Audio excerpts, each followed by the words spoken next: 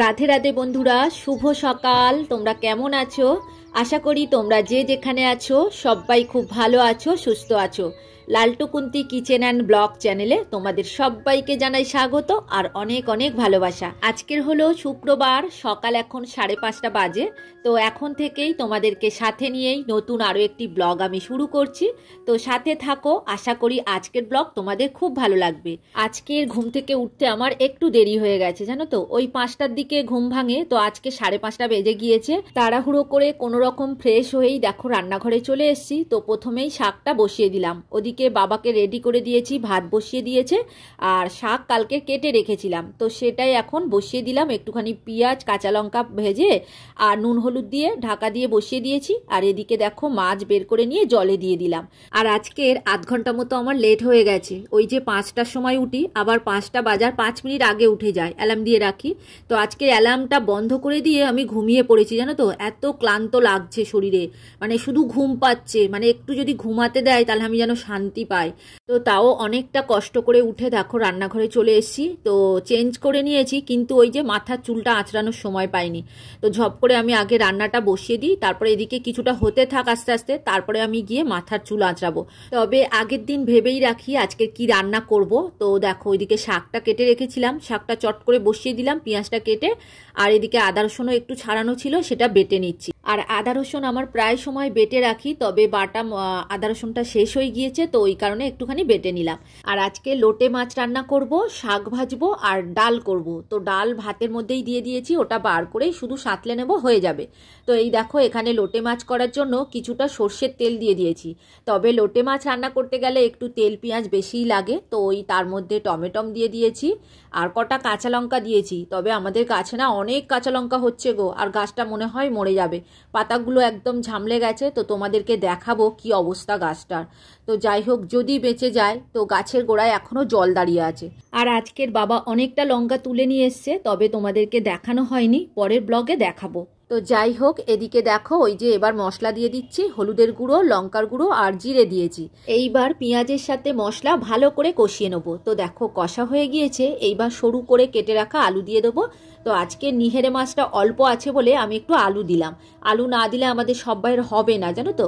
ওই কারণে একটুখানি আলু দিয়ে দিয়েছি, দিয়ে মশলার সাথে ভালো করে কষিয়ে নিয়ে একদম আলুটা যখন সিদ্ধ হয়ে যাবে তারপরে মাছ দেব। তবে ঢাকা দিয়ে দিয়ে আস্তে আস্তে এই আলুটাকে ভালো করে কষিয়ে নিয়েছি। এইবার জাল দিয়ে রাখা লোটে মাছটা দিয়ে দিলাম। লোটে মাছ আমি একটু নুন হলুদ দিয়ে আলাদা কড়াইতে জাল দিয়ে নিয়েছি, সেটাই এখন দিয়ে দিলাম। দিয়ে ভালো করে মিক্সড করে আর একটু কষিয়ে নেবো, নিলেই আমার হয়ে যাবে।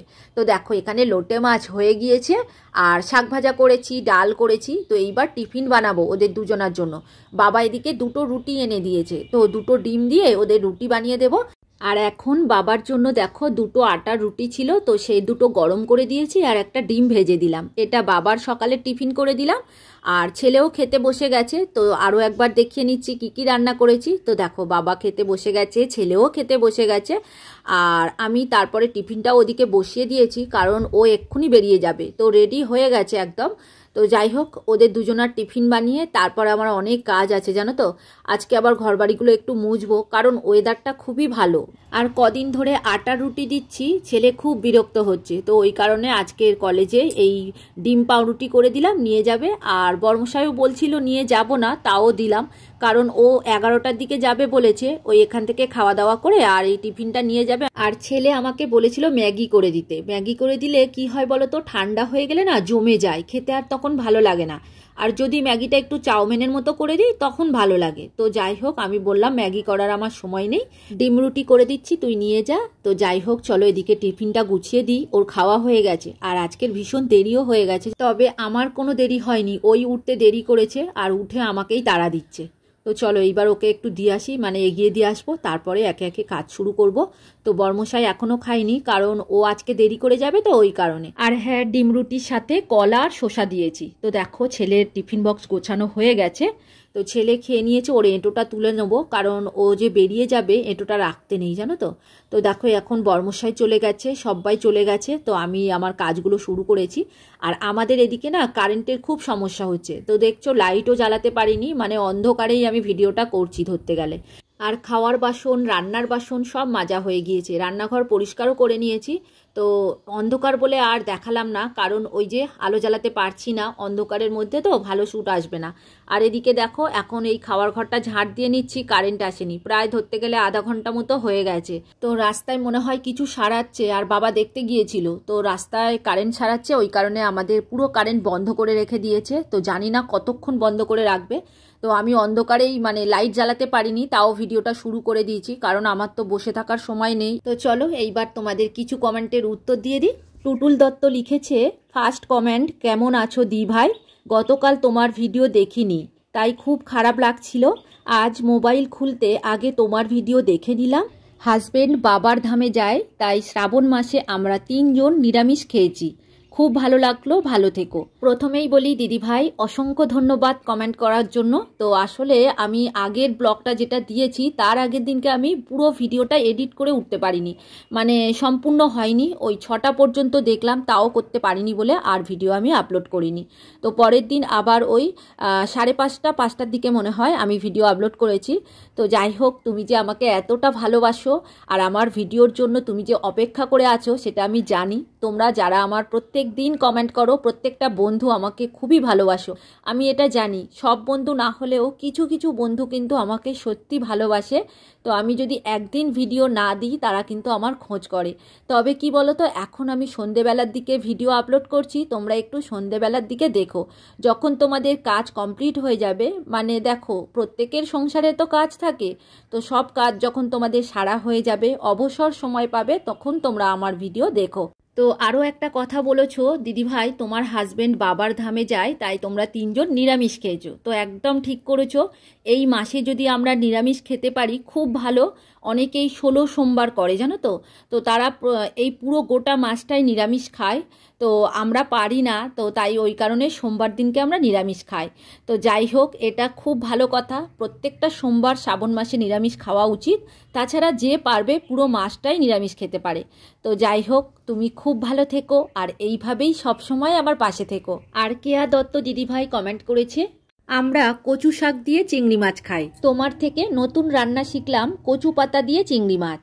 তোমার মতো আমারও একটি লক্ষ্মী গণেশ আছে, তার সাথে কি নারায়ণ ঠাকুর বসানো যায়? জানা থাকলে বলো। তোমরা সবাই ভালো থেকো। তো দিদিভাই, প্রথমেই তোমার প্রশ্নের উত্তরটা আমি দেব। তো লক্ষ্মী নারায়ণ পুজো করা অনেকটা কঠিন ব্যাপার, জানো তো। লক্ষ্মী নারায়ণ পুজো করতে গেলে ছেলেদের করতে হয়, মেয়েরা কিন্তু নারায়ণকে স্পর্শ করতে পারে না। তো আমরা ওই জন্য দেখবে রাধা কৃষ্ণকে পুজো করি। নারায়ণের একটা পট আছে, তো সেটাতে আমি দূর থেকে ফুল দিয়ে দিই। ভালোভাবে ঠিক করে কিন্তু পুজো করতে পারি না।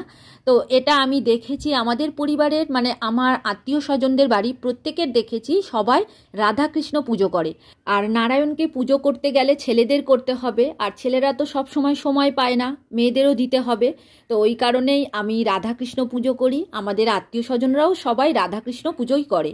তো যাই হোক দিদিভাই, আশা করি তুমি বুঝতে পেরেছো। মা লক্ষ্মীর পাশে তুমি নারায়ণকে রাখতে পারো, তবে পুজো করার সময় তুমি টাচ করতে পারবে না, বাড়ির ছেলেদের করতে হবে। তো যাই হোক, আমি যতটুকুনি জানি তোমাকে বললাম। যদি কোথাও ভুল বলে থাকি, বা আমার ব্লগ যে সমস্ত বন্ধুরা দেখছো যদি কোথাও ভুল বলে থাকি, প্লিজ তোমরা বলে দিও। তো দিদিভাই, তোমাকে অসংখ্য ধন্যবাদ কমেন্ট করার জন্য। তো তুমি খুব ভালো থেকো আর এইভাবেই আমার পাশে থেকো। ওদিকে জামা কাপড় কেচে ছাদে মেলে এসছি, আর এখন ভালো রোদও আছে, জানো তো। জামা কাপড় আজকে শুকিয়ে যাবে। তো এদিকে জল রেডি করে নিয়েছি, ঘর মুছবো। তো ছেলের ঘরে ঢুকে দেখি, দেখো বিছানাটা কি অবস্থা হয়ে আছে। তো আজকের ভাবছি চাদরটা পাল্টে দেবো। চলো এইবার ছেলের ঘরটা আজকের পরিষ্কার করে নেবো। ওই যে ওয়ালগুলোতে একটু ঝাঁটা দিয়ে নিচ্ছি। ওই একটু হালকা হালকা ধুলো পড়েছে, জানো তো। ধুলো তার সাথে হালকা ঝুলো পড়েছে দেখলাম, তো ঝাড়ুটা দিয়ে আমি একটুখানি ক্লিন করে নিচ্ছি আর কি। এইবার বিছানার চাদরটা আজকে বদলে দেবো ভাবছি। তো ওই কারণে আগে ঝেড়ে নিলাম, কদিন ধরে ঝাড়া হচ্ছিল না। আর ওয়েদারটা তো সেরকম ভালো ছিল না, তো ওই কারণে কাজ করার এনার্জিটাও ছিল না, জানো তো। আর আজকে দেখছি ঝলমলে ওয়েদার, কাজ করতে ভালো লাগছে। জামা কাপড়গুলো মেলে এসছি, এরপরে ঘর মোছা বাকি আছে। তো চলো এইবার গতবারের ব্লগের আরও কিছু কমেন্টের উত্তর দিয়ে দিই। সুস্মিতা দাস মহারানা দিদিভাই লিখেছে, সত্যি বলছি মৌরলা মাছের ঝোলটা দেখে কিন্তু জিভে জল চলে এলো। এইভাবে ঝোল কিন্তু আমি করিনি, একবার করে দেখব। তো দিদিভাই অবশ্যই করে খেয়ে দেখো, আশা রাখছি ভালো লাগবে। তো যাই হোক, কমেন্ট করার জন্য তোমাকে অসংখ্য ধন্যবাদ। আর কল্পকথা থেকে দিদিভাই লিখেছে, ভিডিওটি খুব ভালো লাগলো, আমি কিন্তু ফুল ওয়াচ করে দিই বন্ধু। তো দিদিভাই আমি জানি তোমরা আমার প্রত্যেকে খুব ভালোবাসো, আর একদিন ভিডিও না দিলে তোমরা আমার খোঁজ করো। তো সত্যি তোমরা না থাকলে আমি হয়তো এত দূর এগিয়ে আসতে পারতাম না। তো দিদিভাই অসংখ্য ধন্যবাদ কমেন্ট করার জন্য, আর তুমি খুব ভালো থেকো। দেখো চাদর পাতা হয়ে গিয়েছে, এইবার ঝাঁটা দিয়ে ঝাঁট দিয়ে বিছানার চাদরটাকে একটু টান টান করে দেবো। আর ওদিকে ছেলের মাথার বালুসটার তুলো বের হচ্ছে জানো তো, ওই কারণে আমি বাইরে বের করে রেখেছি, পরে আবার ওটা সেলাই করতে হবে। আর বিট্টু বিদিশা ব্লগ আইডি থেকে দিদিভাই লিখেছে, তুমি দুদিন ভিডিও দাওনি, মৌরলা মাছের ঝালটা দারুণ হয়েছে। তো তোমরা যে এত আমাকে মনে রেখেছো, এত ভালোবাসো, আমার খোঁজ করো, আমি বুঝতে পেরেছি। তো সরি, এরপর থেকে প্রত্যেক দিন ভিডিও আপলোড করার চেষ্টা করব। তো তোমরা এইভাবেই সাথে থেকো। তো যাই হোক, কমেন্ট করার জন্য তোমাকে অসংখ্য ধন্যবাদ গো। আর কবিতার কথা থেকে দিদিভাই লিখেছে, খুব সুন্দর হয়েছে মৌরলা মাছের ঝোল, কাবলি ছোলা, রুমের ডাইনিং ক্লিনিং, পুজো, সুন্দর ভিডিও। থ্যাংক ইউ দিদিভাই কমেন্ট করার জন্য, তুমিও খুব ভালো থেকো। আর রাখি দিদিভাই কমেন্ট করেছে, ভিডিওটা দেখে নিলাম দিদিভাই, খুব ভালো হয়েছে। তো দিদিভাই থ্যাংক ইউ কমেন্ট করার জন্য। আর মারিফিস ডায়েরি থেকে দিদিভাই লিখেছে, আপনার ভিডিওর প্রতি দৃশ্য অনেক মনোমুগ্ধকর ছিল, আর সাথে আপনার শ্রুতিমধুর কণ্ঠে এত মিষ্টি মিষ্টি করে গোছানো কথা শুনতে খুবই ভালো লাগছিল। তো দিদিভাই তোমাকেও অসংখ্য ধন্যবাদ, তুমিও ভালো থেকো আর এইভাবেই আমার পাশে থেকো। আর বিথিকা দিদিভাই কমেন্ট করেছে, মৌরলা মাছ খুব ভালো লাগে, কাবলি ছোলা 1 ঘন্টা গরম জলে ভিজিয়ে রাখলে তাড়াতাড়ি সিদ্ধ হয়। Nice video, like done. তো থ্যাংক ইউ দিদিভাই আমার ভিডিও প্রথম দেখার জন্য। তো যাই হোক, তোমার কাছে একটা নতুন জিনিস শিখলাম, কাবলি ছোলা গরম জলে ভিজিয়ে রাখতে হয়। তো এইভাবেই আমি রাখবো, আসলে আমি কুকারে দিই তো ওই কারণে আমার ঝটপট হয়ে যায়। আর ফিউশন টুম্পা থেকে দিদিভাই লিখেছে, খুব সুন্দর হয়েছে। তো থ্যাংক ইউ দিদিভাই কমেন্ট করার জন্য। তো এদিকে তোমাদের সাথে গল্প করতে করতে আমার অনেকটা কাজ হয়ে গেল, 2টো ঘর মোছা হয়ে গিয়েছে, এইবার বারান্দাটা মোছা শুরু করেছি। ওদিকে ছেলের বিছানার চাদরও পাল্টে দিয়েছি, তোমরা দেখেছো, জামা কাপড় কাচা হয়ে গিয়েছে। তো অনেকটা কাজ সেরে নিয়েছি, এইবার স্নান করে নেব। তো দেখো স্নান করে চলে এসেছি, তবে এখনও কাজ আমার কমপ্লিট হয়নি, ভিডিওর কিছু কাজ আছে সেইগুলো এবার সারবো। ওই এখন থেকে শুরু করব, প্রায় ধরতে গেলে 4টে বেজে যাবে, 4টে সাড়ে 4টে পর্যন্ত আমার এডিটের কাজ করব, তারপরে খাওয়া দাওয়া করব। তো বেলার দিকে একবার খেয়ে নিই, তো ওই কারণে আর খাওয়ার ইচ্ছা থাকে না। আর গরম ভাত খেলে দেখবে পেটটা ভার থাকে, আর ওই দুপুরবেলার দিকে খিদে হয় না। তো বিকেলবেলায় ছেলে আসে, মাঝে মাঝে ছেলের সাথেও খাই। তো যাই হোক, চলো আজকের ভিডিওটা আর বড় করব না, এখানেই শেষ করব। তোমরা সবাই খুব খুব ভালো থেকো গো। আর ভিডিওটা কেমন লাগলো কমেন্ট করে অবশ্যই জানিও। আর নতুন বন্ধু হয়ে থাকলে চ্যানেলটিকে সাবস্ক্রাইব করে দিও। তাহলে আজকের মতো এখানেই রাখছি, এবার দেখা হবে পরের ভিডিওতে।